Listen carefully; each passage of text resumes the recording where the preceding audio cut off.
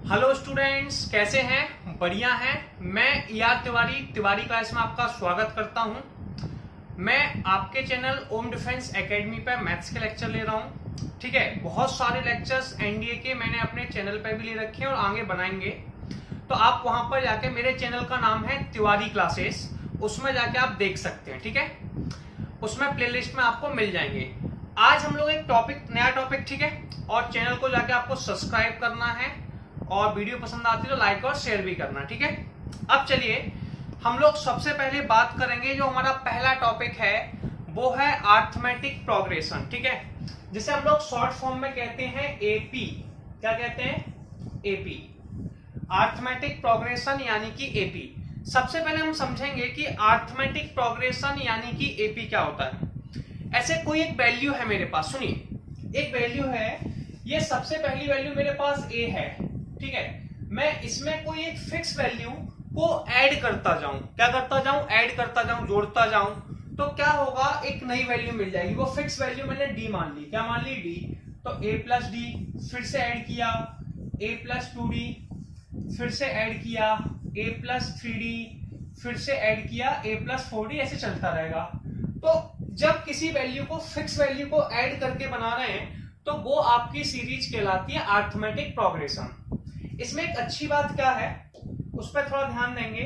इसका second target देखेंगे। देखिए, जब सेकंड वैल्यू में से, कलर चेंज कर लेते हैं, जब फर्स्ट वैल्यू को सब्सट्रैक्ट किया तो मेरे पास जो वैल्यू आई वो डी आई। थर्ड में से सेकंड को सब्सट्रैक्ट किया तो मैंने ये वैल्यू आई, ये भी डी आई। फोर्थ में से थर्ड को सब्सट्रैक्ट किया तब भी डी आई। यानी कि इसमें डी यहाँ पे होता है कॉमन डिफरेंस। क्या होता है? Common difference. और इसे हम हिंदी में सार्वांतर कहते हैं। क्या कहते हैं? कॉमन डिफरेंस हिंदी में कहते हैं सार्व अंतर। यस और नो? समझ में आ गया? इसे कॉमन डिफरेंस या सार्वांतर कहते हैं। इसमें हमें करना क्या है, देखो, अब हमें कभी फॉर्मूला लेना है तो हम डी का फॉर्मूला होता है tn माइनस के, सॉरी बाय मिस्टेक माइनस का साइन लगा हुआ है, tn माइनस के tn माइनस के 1। यस और नो? tn माइनस के 1। इसमें होगा क्या, इसका मतलब है कि सेकंड में से फर्स्ट को घटाना है, थर्ड में से सेकंड को घटाना है, फोर्थ में से थर्ड को घटाना है। इस प्रकार से हमें वैल्यू को सब्सट्रैक्ट करना होता है। क्लियर है? तो ये आपके पास हो गया। इसमें आपको कोई टर्म निकालना है। एक कहते हैं, इसे कहते हैं जनरल टर्म। क्या कहते हैं? General term. तो हम अभी बात कर रहे हैं जनरल टर्म कैसे निकालेंगे। जनरल टर्म, या फिर इसे हम लोग कहते हैं nth टर्म। क्या कहते हैं? nth term. अभी हम जो कैलकुलेट कर रहे हैं वो सीरीज में nth टर्म निकालना है। तो हम nth टर्म कैसे निकालते हैं? इसका फॉर्मूला होता है tn। tn बराबर होता है a प्लस के n माइनस के 1d। ये आपको याद कर लेना है। अब यहाँ a क्या है और d क्या है, तो पहले हम इसे समझ लेते हैं कि यहाँ पर a और d क्या है। तो देखिए, a यहाँ पे सबसे पहली वैल्यू होती है, तो a को हम लोग फर्स्ट टर्म कहते हैं। क्या कहते हैं? First term. फर्स्ट टर्म यानी कि प्रथम पद। a को क्या कहते हैं? फर्स्ट टर्म यानी कि प्रथम पद। हम बेसिक से पढ़ेंगे और ट्रिक्स पे भी बात करेंगे। धीरे धीरे जैसे जैसे टॉपिक्स को पढ़ते जाएंगे वैसे वैसे हम लोग ट्रिक्स पे बात करते जाएंगे। डी यहाँ पे होता है कॉमन डिफरेंस यानी कि सार्वांतर, जो मैं आपको ऊपर लिख चुका हूं। एन यहाँ पे कितने नंबर ऑफ टर्म्स हैं इसकी बात कर रहे हैं। यस और नो? ये जो tn equal to a plus n minus के 1d है, ये फ्रॉम स्टार्टिंग है। कहां से है? फ्रॉम स्टार्टिंग, यानी कि प्रारंभ से है। कहां से? ये पॉइंट आपका स्टार्टिंग से है, यानी कि प्रारंभ से। ऐसे बेटा अंत से भी होता है, फ्रॉम लास्ट। कहां से होता है? तो हम जो अगले टर्म्स की बात कर रहे हैं वो बात कर रहे हैं फ्रॉम लास्ट। कहां से? From last.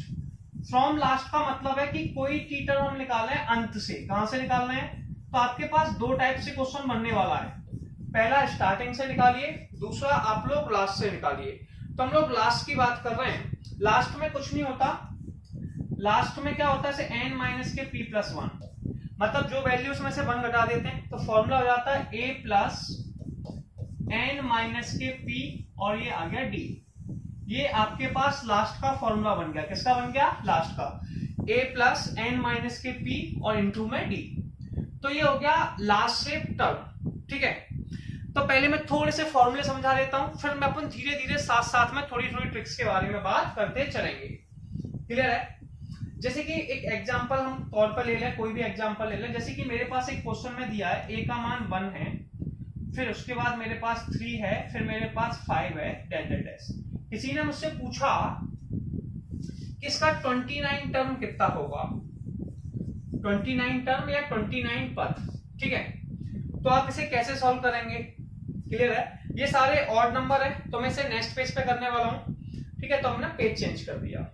अब सुनिए, जैसा कि मैंने क्वेश्चन लिखा था, सबसे पहली वैल्यू मेरे पास जो वैल्यू थी वो थी 1, क्वेश्चन है, उसके बाद 3, उसके बाद 5, डैश डैश डैश। हमसे पूछ रहा था कि 29 टर्म कितना होगा, ठीक है। सबसे पहली वैल्यू को a कहते हैं, तो a का मान हमारे पास 1 दिया हुआ है। a का मान कितना दिया हुआ है? 1। अब हमने देखा कि सेकंड में से फर्स्ट वैल्यू को सब्सट्रैक्ट करने पे कितना आ रहा है? 2। थर्ड में से सेकंड को सब्सट्रैक्ट करने पे कितना आ रहा है? 2। तो d हो जाएगा 3 माइनस के 1 बराबर 2। अब हमसे वो पूछ कौन सा टर्म रहा है? वो हमसे पूछ रहा है कि आपको 29 टर्म्स निकालने हैं। क्या निकालने हैं? 29 टर्म्स। तो n की वैल्यू मेरे पास हो जाएगी 29। मैं बेसिक से लेके 0 से हायर लेवल तक बताऊंगा, ठीक है। क्लियर है? आपको परेशान होने की जरूरत नहीं है, आप धीरे से समझिए, बहुत बेसिक से बात कर रहे हैं हम लोग। tn बराबर होता है a प्लस एन माइनस के 1d, ठीक है। a का मान कितना भैया? a का मान तो 1 है, n का मान कितना है? n हम निकालना है 29 टर्म्स, तो ये हो जाएगा 29 माइनस के 1 इंटू में 2, तो ये हो गया 1 प्लस के 28 इंटू में 2, 28 दूनी कितने होते हैं? 56, तो 1 प्लस के 56, और टोटल आंसर आ गया 57। तो हमने समझा कि इस क्वेश्चन में हमारे पास जो आंसर था वो 57 आ गया। यस और नो? चलिए नेक्स्ट पेज पे चलते हैं, अगले टॉपिक्स को समझते हैं। इसमें एक वर्ड और होता है कि सम ऑफ एन टर्म निकालते हैं। क्या निकालते हैं? सम ऑफ एन टर्म। तो हम अगले टॉपिक की बात कर रहे हैं, सम ऑफ nth टर्म। इसे कहते हैं n पदों का योगफल, यानी कि हमें n टर्म्स को ऐड करना है। इसे कहते हैं n पदों का योगफल, सम ऑफ n टर्म यानी कि n पदों का योगफल। तो हम बात करेंगे कि सम ऑफ n टर्म यानी कि n पदों के योगफल में क्या होगा। चलिए कोई प्रॉब्लम नहीं है, सम ऑफ n टर्म, इसे Sn कहते हैं। क्या कहते हैं? Sn। तो सबसे पहले हम Sn का फॉर्मूला निकालना है। Sn बराबर होता है, ठीक है, कलर चेंज कर लेते हैं। Sn बराबर होता है n upon 2a plus n minus के 1 d। ये मेरे पास Sn का फॉर्मूला होता है। Sn बराबर होता है n upon 2a plus n minus के 1 d। ये किसका फॉर्मूला है? Sn का। यस। इसमें क्या होता है सुनिए, कई बार हम इसे ऐसे भी कर लेते हैं। जो मेरे पास 2a है इसे मैं a प्लस ए लिख दूं। क्या लिख दूं? a प्लस ए और n माइनस के 1 d। अभी मैंने थोड़ी देर पहले आपको ये फॉर्मूला पढ़ाया हुआ था, इस वाले फॉर्मूले को, a plus n minus 1 D वाले को। ये बेटा मैंने आपको पढ़ाया हुआ था कि tn बराबर होता है a प्लस एन माइनस के 1 डी। यस और नो? और इसे L भी कहते हैं। क्या कहते हैं? L, ठीक है। इससे आपको क्या फर्क पड़ जाता है L लिखने से? क्लियर है? अब जैसे मैं से L लिख दूंगा तो उसमें एक आपको सिंपल सा वर्ड लेना है। ये आपका हो जाएगा n अपॉन 2, a तो a है, लास्ट की वैल्यू को L कह दिया। तो Sn के दो फॉर्मूले बन गए। पहला बन गया n upon 2a plus n minus के 1d, और एक हो गया n upon 2a plus l। l यहाँ पे लास्ट टर्म होती है। क्या होती है? Last term. अगर हमें लास्ट टर्म दी है तो इस फॉर्मूले को यूज करो, अदरवाइज इसको यूज करना है, ठीक है। तो ये कॉन्सेप्ट भी क्लियर हुआ। कुछ और कॉन्सेप्ट समझते हैं। अगर हमें किसी हमें क्या करना है? टर्म्स का सिलेक्शन करना है। क्या करना है? हमें किसी क्वेश्चन में टर्म्स का सिलेक्शन करना है, तो हम क्या कहते हैं? Selection of the term. क्या कह रहा है? Selection of the term. तो टर्म का सिलेक्शन कैसे करते हैं इस पर बात करेंगे। सिलेक्शन, चलिए नेक्स्ट पेज पे बात कर लेते हैं, क्या प्रॉब्लम है, ठीक है। अब सिलेक्शन ऑफ द टर्म मतलब हमें कोई चीज सिलेक्ट करनी है तो कैसे करते हैं, selection of term. If some is given, if some is given, अगर हमें सम दिया हुआ है, इफ सम इज गिवन, अगर हमें सम दिया हुआ है, सम जानते हैं, हम सिलेक्ट कर रहे हैं कि यदि योगफल दिया है, सम को हम क्या कह रहे हैं कि यदि हमें क्या दिया हुआ है, योगफल दिया हुआ है, तो हम टर्म्स का सिलेक्शन कैसे करते हैं, योगफल दिया है। चलिए इस पर बात करेंगे, थोड़ा सा समझेंगे कि अगर योगफल दिया है तो हम इसे सॉल्व कैसे करते हैं और वैल्यू सिलेक्ट। ऐसे में किसी ने कहा कि मेरे पास 3 टर्म का सम, कितना नंबर ऑफ टर्म दे रखी है, उसने मुझसे कहा 3 टर्म्स का सम 5 है, सॉरी 3 टर्म्स का सम मेरे पास है 60, कितना है 60। तो इसमें सम दिया हुआ है यानी कि योगफल दिया है, तो आप उन टर्म्स को मान लीजिए, नंबर ऑफ टर्म्स कितनी है 3, और तो आप उस समय टर्म क्या लेंगे, टर्म यानी कि वैल्यू को कैसे सिलेक्ट करेंगे, टर्म टू बी टेकन। तो जो आप टर्म लेने वाले हैं वो टर्म हो जाएंगी a माइनस के डी, a और a प्लस डी। क्लियर। अब इससे आपका फायदा क्या होगा, इस पर बात करेंगे, ठीक है। इससे आपको फायदा क्या होगा, इस पर बात करते हैं कि देखिए, जैसे मैंने कहा, ऐसे मुझे कोई फर्स्ट टर्म निकालनी, किसी ने कहा कि भैया देखिए का वर्ड है कि हमारे पास 3 टर्म का सम, कितने टर्म का सम, 3 टर्म का सम 60 है, ठीक है। तो मैं ना मानूंगा a माइनस डी, a और a प्लस डी, d से d कैंसिल आउट हो गया, तो 3a बराबर 60 हो गया। यस, a का मान कितना आ गया 20। अब इसका मुझे फायदा क्या होता है मानने का, वो सुनिए। अगर 3 है तो और मुझे फर्स्ट टर्म निकालनी है, तो मैं 3 टर्म का सम दिया है तो मैं सीधा 3 का डिवाइड दे दूंगा, किसका डिवाइड दे दूंगा 3 का। तो 60 में 3 का डिवाइड दिया 20 हो गया, समझ आया। ऐसे इसने, अब मैं इसको रफ कर देता हूं, ठीक है, ये तो आपको समझ ही आ गया। अगर उसने मुझसे कहा कि भैया 4 टर्म है, कितने टर्म है 4 टर्म है, तो इन्हें थोड़ा सा याद रखना पड़ेगा। देखिए 3 था तो इनके डी के साथ और नंबर आ रहा था, 4 है, ठीक है। तो इसमें क्या आ जाएगा, a माइनस के 3d, कितना आ जाएगा a माइनस के 3d, a माइनस के d, थोड़ा ध्यान देंगे, a minus D, a plus D और a प्लस के 3d। नंबर इस तरीके से मानते हैं, इसमें 3d है, यहाँ माइनस 3d है, यहाँ माइनस डी है, यहाँ प्लस डी है, इस तरीके से मानते हैं कि ये आपस में कैंसिल हो जाएं, ऐड करने पे कैंसिल हो जाएं। अगर हमें दिया हुआ है किसी क्वेश्चन में कि 5 टर्म का सम, क्या दिया हुआ है 5 टर्म का सम, तो आप यहां लिखेंगे 5 टर्म का सम हो जाएगा a minus 2d, a minus के d, ठीक है, a प्लस डी और a प्लस के 2d, कितना, इसे कॉमन लिखेंगे a प्लस के 2d। यस और नो, क्लियर है। तो ये आपके पास टर्म हो गए। आप क्या करेंगे, इनको जब ऐड कर रहे होंगे तो इनसे जो आने वाला आंसर है वो आने वाला आंसर 0 हो जाएगा, कितना हो जाएगा 0। तो आप इससे टर्म्स नोट डाउन कर सकते हैं, क्या कर सकते हैं, टर्म्स को थोड़ा सा नोट डाउन कर सकते हैं। तो ये आपका नेक्स्ट कॉन्सेप्ट हो गया, यहां तक हमें कोई ऑब्जेक्शन नहीं है और यहां तक कोई प्रॉब्लम भी नहीं है।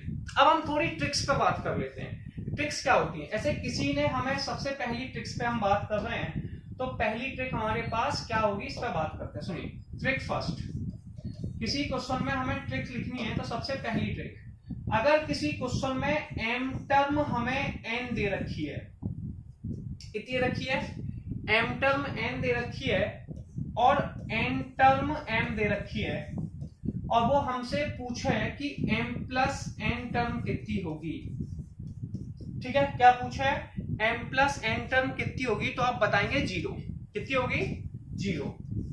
या फिर वो आपसे पूछे कि इसका r टर्म बताइए, क्या बताइए r टर्म, तो आप कुछ मत कीजिए, दोनों को ऐड कीजिए, m को और n को, तो m प्लस के n, इसमें जो टर्म आपको कैलकुलेट करनी है उसको माइनस कर दीजिए, माइनस r। जैसे इसने मुझसे पूछा कि इसमें m टर्म n है और n टर्म m है, तो t m प्लस n कितना होगा, तो देखिए t m प्लस n मुझे निकालना है, तो m, एक m और n को जोड़िए, तो m प्लस के n, ठीक है, इसमें से माइनस कर दीजिए m प्लस n को, आंसर मेरा हो गया 0, कितना हो गया 0। तो आपका पहला कॉन्सेप्ट हुआ कि अगर किसी क्वेश्चन में m टर्म n है और n टर्म m है, तो आंसर हमारा आने वाला है 0। और इसके लिए ट्रिक भी हो गई, जैसे कि आर टर्म निकालना, जैसे कि क्वेश्चन में अपन ले लेते हैं, नेक्स्ट पेज पे करके देखते हैं। एक क्वेश्चन समझते हैं इसी ट्रिक से। ऐसे किसी बंदे ने हमसे कहा कि किसी क्वेश्चन का 5 टर्म 10 है, ठीक है, और 10 टर्म 5 है, तो आपसे पूछ रहा है कि भैया ये बताइए 15 टर्म कितना होगा। क्या पूछ रहा है? 15 टर्म। तो आप क्या करोगे? 10 प्लस के 5, इन दोनों को ऐड कर दोगे, और जो टर्म आपको कैलकुलेट करनी है, टर्म कौन सी कैलकुलेट कर रहा है? 15, इसे सब्सट्रैक्ट कर दे तो माइनस के 15, और ये आंसर आ गया 0। कितना आ गया? 0। यस और नो? इसके बाद हम आगे की प्रोसेस पे बात करते हैं, कोई प्रॉब्लम तो नहीं है। दूसरी प्रोसेस क्या है? जैसे उसने कहा कि इसी क्वेश्चन में हमसे एक वर्ड बोला कि भैया इसका 20 टर्म कितना होगा? कितना होगा? 20 टर्म। तो आप कहोगे 10 और 5 को ऐड कीजिए, 20 को सब्सट्रैक्ट कर दीजिए, तो माइनस के 5। और क्वेश्चन देखते हैं, अगर किसी क्वेश्चन का 20 टर्म 30 है और 30 टर्म 20 है, ठीक है, अब वो आपसे पूछ रहा है कि इसका 70 टर्म कितना होगा। क्या पूछ रहा है? इसका 70 टर्म कितना होगा। तो आप कुछ नहीं करेंगे, m प्लस n लगाएंगे। क्या लगाएंगे? m प्लस n, यानी कि 30 प्लस के 20 माइनस के 70, ठीक है, तो m प्लस n माइनस के r। यस, तो ये आपका कितना हो जाएगा भैया? माइनस के 20। तो ये आपकी पहली ट्रिक हो गई। क्लियर है? तो आपको ये ट्रिक समझ में आई, ठीक है। तो अब हम लोग आगे की ट्रिक करते हैं। नोट कर ही लिया होगा, स्क्रीनशॉट ले लिया। आगे मेरे पास अगर कहीं पे लिखा हुआ है p प्लस क्यू टर्म, अगर मेरे पास सम ऑफ टर्म दिए हुए, सम दिया हुआ, सम को s से रिप्रेजेंट करते हैं। इसने कहा ऐसे सम ऑफ ट्रिक सेकंड की बात कर रहे हैं, हम बात कर रहे हैं ट्रिक की सेकंड ट्रिक बात कर रहे हैं। अगर कोई p टर्म है वो q के बराबर है, उसमें टर्म था, इसमें s लगा हुआ है, s का मतलब होता है सम, तो उसने कहा सम ऑफ p टर्म q के बराबर है, यानी कि p पदों का योगफल q के बराबर है। p पदों का योगफल q के बराबर है। और दूसरा मेरे पास लिखा हुआ है कि भैया q पदों का योगफल p के बराबर है। p पदों का योगफल q के बराबर है और q पदों का योगफल p के बराबर है। अब वो हमसे पूछ रहा है कि इसमें s p plus q term कितना होगा। क्या पूछ रहा है? s p प्लस q कितना होगा। तो आप कहोगे माइनस के p प्लस q।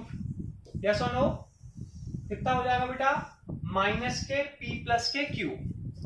अगर किसी क्वेश्चन में p टर्म q के बराबर है और q टर्म p के बराबर है, और आपसे अगर वो पूछता है कि इसमें p प्लस क्यू टर्म कितना होगा, तो आप उसमें कहेंगे माइनस के p प्लस क्यू टर्म के बराबर होगा।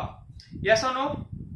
जैसे एक एग्जांपल ले लेते हैं। ऐसे मैंने कहा कि किसी क्वेश्चन में सम ऑफ 25 टर्म 50 के बराबर है।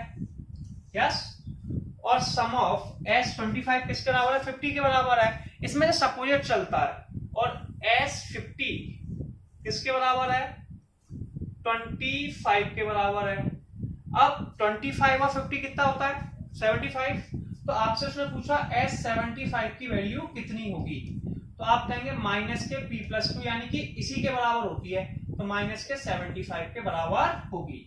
यस, किसी ने कहा सम ऑफ 5 टर्म 10 है, सम ऑफ 10 टर्म 5 है। अब उसने पूछा s 15 कितना होगा, तो आप लिख देंगे माइनस के 15 के बराबर होगा। तो अभी तक हमने इन दो ट्रिक्स के बारे में बात की। क्या आपको समझ में आया? आपको न्यूमेरिकल क्लियर हुए? अब हमें एक काम और पता करना होता है यहाँ पे कि ऐसे में कोई क्वेश्चन दिया हुआ है और उस क्वेश्चन को हमें सॉल्व करना है। जैसे मेरे पास लिखा हुआ है कि ऐसे कोई भी क्वेश्चन अगर आपके पास दिया है तो आप उस क्वेश्चन को कैसे सॉल्व करते हैं। दूसरी ट्रिक क्या है कि ऐसे ABC हमारे पास, ऐसे मैंने कहा और समझ लिया, ऐसे 1 प्लस के 2 प्लस के 3 प्लस के 4 डैश 100 तक, 1 से लेके 100 तक के नंबर्स का सम निकालना है। कहां से निकालना है? 1 से लेके 100 तक के नंबर्स का सम निकालना है। तो सबसे पहले आप A ले लीजिए। क्या ले लीजिए? A। तो पहला A का जो मान आने वाला है वो आपका 1 है। इसके बाद D निकालने के सबसे पहला ऑप्शन क्या है? सेकंड में से फर्स्ट को घटा दें या थर्ड में से सेकंड को घटा दें तो D आ जाएगा। D आ जाएगा 2 माइनस के 1, और 2 माइनस के 1 1 होता है। लास्ट टर्म को आप एल भी कह सकते हैं क्योंकि इनमें कोई डिफरेंस सब में सिंपल है, तो उसे एल भी कह सकते हैं जो कि 100 है, लास्ट टर्म दिया हुआ है। तो आप लास्ट टर्म, तो एल का मान हमें दे रखा है 100, या फिर इसे टीएन भी कह सकते हैं। क्या कह सकते हैं? टीएन। अब इसमें अच्छी बात क्या है, एल की वैल्यू दे रखी है। एल की वैल्यू देने से आपको एक फर्क पड़ने वाला है। क्या पड़ने वाला है कि टीएन का फॉर्मूला होता है a प्लस के n माइनस के 1d।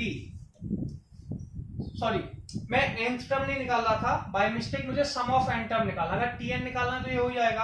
अब मुझे निकालना है सम ऑफ n टर्म। क्या निकालना है? सम ऑफ n टर्म। ठीक है, क्लियर है? अगर मुझे सम ऑफ n टर्म निकालना है तो मैं सम ऑफ n टर्म कैसे निकालूंगा? ये होता है Sn का फॉर्मूला, n/2 लास्ट में a प्लस के l।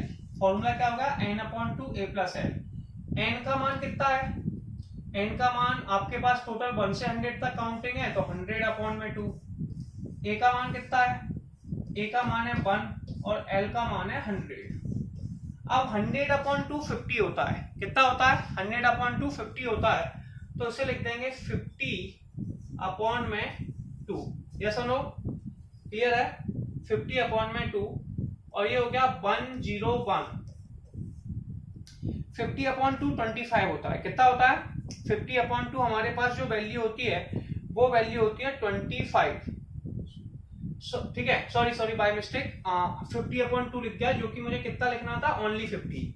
ठीक है, कितना लिखना था? ओनली 50। ठीक है, ओनली 50। अब 50 का 100/2 था, बाय मिस्टेक 50/2 लिख गया था। 100/2 था, 2 से 100 को काटा, 50 में मल्टीप्लाई किया, ये हो गया 50। ऐसे पहले बनकर किया 5050। ठीक है, 5050। तो ये आपके पास आंसर हो गया। अब कोई बंदा हमसे सीरीज पूछ लेता है कई बार कि भैया ये कौन सी सीरीज है, तो हम कैसे पता करते हैं, इस पर बात करते हैं। सुनिए, जैसे मुझसे कोई क्वेश्चन अगर सीरीज के बारे में पूछ रहा है तो मैंने लिखा 5/√7, 6/√7, ठीक है, और √7। अब आपसे पूछा ये कौन सी सीरीज में है, इन विच सीरीज। ठीक है, ये कौन सी सीरीज में है, तो आप इसे थोड़ा सा सिस्टमैटिक लिखते हैं। सिस्टमैटिक कैसे लिखते हैं? आपको सीरीज पता करने के लिए कुछ कॉन्सेप्ट फॉलो करने पड़ते हैं। वो है 5/√7, 6/√7, 7/√7। यस और नो? डेट। हमने इसमें एक प्रोसेस क्या देख रहे हैं, वो प्रोसेस पर थोड़ा सा ध्यान देंगे कि जब 6/7 में से 5/7 को सब्सट्रैक्ट किया तो आंसर आने रहा है हमारा 1/√7।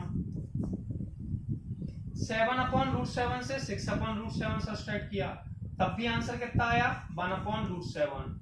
इसमें से 5 में से देखिए नीचे की वैल्यू सेम है और हमें एलसीएम आता ही है, तो अगर हम इसका सब्सट्रैक्ट करते हैं, सेकंड में से फर्स्ट वैल्यू को सब्सट्रैक्ट करेंगे तो 1/√7, थर्ड में से सेकंड वैल्यू को सब्सट्रैक्ट करेंगे तो 1/√7। दोनों कंडीशंस में हमारे आंसर सेम आ रहे हैं, तो डी की वैल्यू जो हमारी है वो 1/√7 आ रही है। अगर इनका डिफरेंस सेम आता है, क्या सेम आता है? डिफरेंस सेम आता है, तो इसे हम लोग अरिथमेटिक प्रोग्रेशन यानी कि समांतर श्रेणी कहते हैं। तो ये हो गया इन एपी। किसमें हो गया? In AP. यस और नो? तो ये आपके पास हो गया इन एपी। इसके आगे हम और बात करते हैं, नेक्स्ट पेज पे चलते हैं। ठीक है, अब हमने पूछा कि मेरे पास एक वैल्यू है, क्वेश्चन है, ठीक है, 3, और अभी अपन लोग जो बात कर रहे हैं ये आपका अभी चैनल है ओम डिफेंस एकेडमी। आपको इसके बहुत सारे वीडियो इस चैनल पे भी मिलने वाले हैं, और मेरा भी एक चैनल चलता है जो प्योरली मैथमेटिक्स है। इसमें 11th 12th एनडीए इंजीनियरिंग के लेक्चर्स बनाता हूँ, तिवारी क्लासेस, उसमें भी आपको बहुत सारे वीडियोज मिलने वाले हैं। ठीक है, तो हम कैसे करेंगे? इसे दूसरी वैल्यू है, क्वेश्चन नंबर हम लिख रहे हैं 3, क्वेश्चन में 3, 7, 11, ठीक है, 11 407। ये मैं आपको एग्जाम में आगे क्वेश्चंस करा रहा हूं। ये पूछ रहा है इसमें कितने टर्म्स हैं, कितने हैं, कितने टर्म्स हैं, कितने पद हैं। हिंदी में कहेंगे कितने पद, और इंग्लिश में कहेंगे how many terms, how many terms.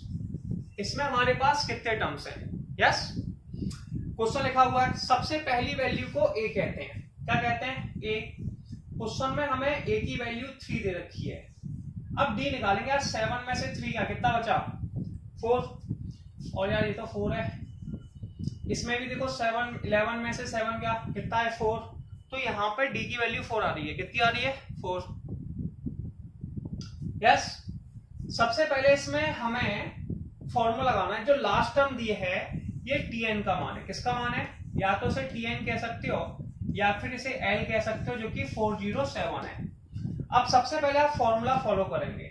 Formula क्या है इस पर बात करते हैं।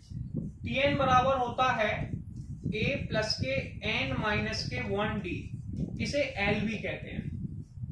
फॉर्मूला क्या है? tn equal to a plus n minus के 1d, और इसे l भी कहते हैं। तो tn का मान या l का मान हमारे पास है 407। कितना है? 407। a का मान है हमारे पास 3, हम यहाँ 3 लिखने वाले हैं, प्लस n का मान हमें दे ही रखा है, अभी पता नहीं है, चलिए n माइनस 1। d का मान कितना है? 4 बेटा। कितना है? 4। अब हम लिखेंगे इसे 407 इक्वल टू 3 प्लस के 4n माइनस के 4। 3 में से 407 गए, कितने बचने वाले हमारे पास? 4n माइनस के 1। माइनस 1 को मैं दूसरी तरफ ले आया, ये आ गया 408 इक्वल टू 4n। 4 का डिवाइड दे दिया। जैसे ही मैंने इसका डिवाइड दिया, मेरे पास जो आंसर आने वाला है इस पर बात करेंगे। मेरे पास आंसर आ गया 4 का इसमें दिया 102। तो n का मान आ गया 102। n को हम लोग नंबर ऑफ टर्म्स कहते हैं। क्या कहते हैं? Number of terms. यस और नो? तो एक ट्रिक हमारे पास ये भी हो गई है। ठीक है, तो हम आगे की बात करते हैं। यहां तक कोई प्रॉब्लम नहीं है। ऐसे मेरे पास और ट्रिक्स पे बात अगर हम बात करें, अगर हमें किसी सीरीज हमें दे रखी है, ठीक है,